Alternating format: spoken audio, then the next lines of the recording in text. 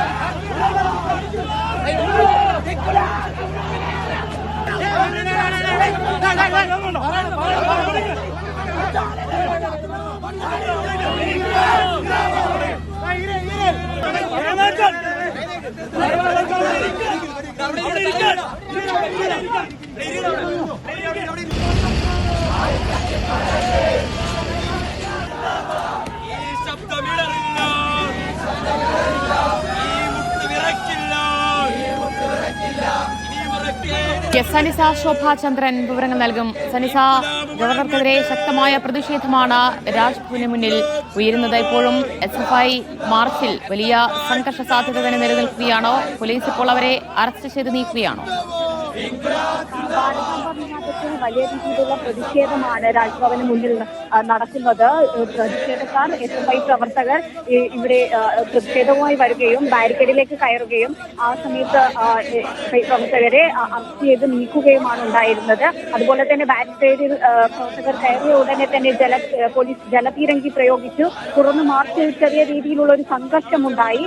Police lathi പ്രയോഗം നടത്തി.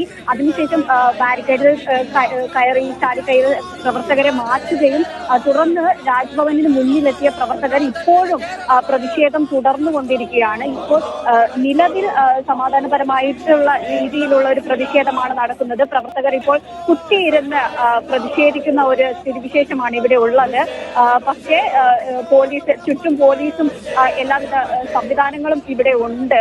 നിലവിൽ ഒരു സംഘർഷത്തിലേക്ക് പോകുന്നില്ല. പക്ഷേ പ്രതിഷേധം ഇനിയും കനക്കുകയാണെങ്കിൽ ഒരു സംഘർഷത്തിനുള്ള സാധ്യത ഇവിടെ നിലനിൽക്കുന്നുണ്ട്. ശരി, ഭാരതാംബ ചിത്ര വിവാദത്തിലാണ് ഇപ്പോൾ രാജ്ഭവനിലേക്കുള്ള SFI മാർച്ചിൽ വലിയ സംഘർഷം ഉണ്ടായിരിക്കുന്നത്. പോലീസ് ജലപീരങ്കി അടക്കം പ്രയോഗിച്ചിരിക്കുന്നു.